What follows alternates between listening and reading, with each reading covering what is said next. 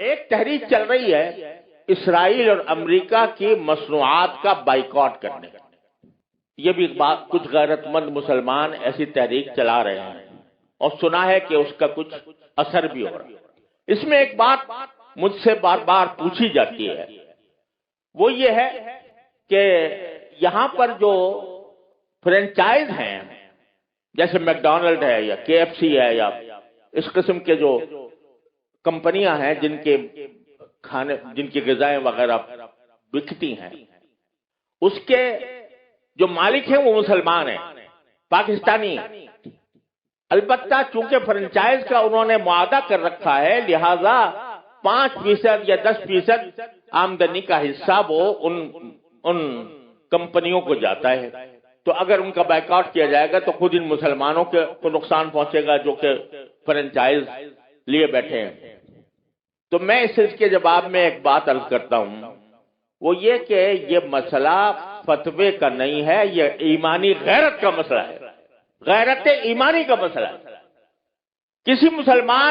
کسی غیرت مند مسلمان کو یہ گوارا نہیں ہونا چاہیے کہ اس کی آمدنی کا 1 پیسہ بھی کسی ایسے شخص کو پہنچے جو اسرائیل کو مدد دے رہا ہے. یہ انسان کی ایمانی غیرت کا تقاضا ہے. یہ کہنا کہ بھئی 5% جاتا ہے، اب 95% تو ہم کھاتے ہیں. ارے بھائی 95% آپ کھا چکے، بہت الحمدللہ، کافی آپ نے نفع بنا لیا. اب آپ یہ تو کر سکتے ہو کہ اس فرنچائز کو ختم کر کے اپنا کاروبار شروع کر دو.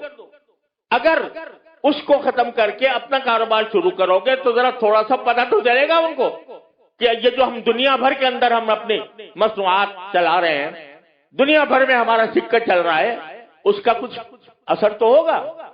یہ کہنا کہ 5% جا رہا ہے ان کو اور ہم نے 5% جا کے کیا اس میں کیا فرق پڑے گا. آپ ذرا یہ سوچو کہ اگر کوئی میری آمدنی کا 50% نہیں 1% کسی ایسے شخص کو پہنچ رہا ہو جو میرے باپ کے قتل کی سازش کر رہا ہے، گوارا کرو گے کہ میری آمدنی کا 1% ایسے شخص کو دیا جا رہا ہے جو میرے باپ کے قتل کی سازش کر رہا ہے یا میرے قتل کی سازش کر رہا ہے؟ تو یہاں اس کو 1% اور 2% اور 5% سے ناپو گے. لوگ فتوے کی بات کرتے ہیں، یہ فتوے کا مسئلہ نہیں ہے، یہ ایک غیرت ایمانی کا مسئلہ ہے. اور اس غیرت ایمانی کے تحت یہ میں سمجھتا ہوں کہ کسی غیرت مند مسلمان کو اس کا اقدام نہیں کرنا چاہیے. لہذا یہ بھی اس کوشش کا ایک حصہ ہے. اور اس وقت یوں سمجھو کہ میں تو یہ سمجھتا ہوں کہ ایک لحاظ سے پوری امت مسلمہ حالت جنگ میں ہے، پوری امت مسلمہ حالت جنگ میں ہے، کیونکہ یہ حملہ صرف فلسطینیوں پر نہیں ہو رہا، معال کار اس کا اثر پورے عالم اسلام پر پڑنے والا ہے. لہذا حالت جنگ میں ہے. جب اس حالت جنگ میں ہے تو جو لوگ کہ عالم اسلام کے خلاف یہ سازش کر رہے ہیں ان کو کسی طرح بھی نفع پہنچانا، چاہے وہ 1 پیسے کا ہو، یہ ایک مسلمان کی غیرت کو اسے گوارا نہیں کرنا چاہیے.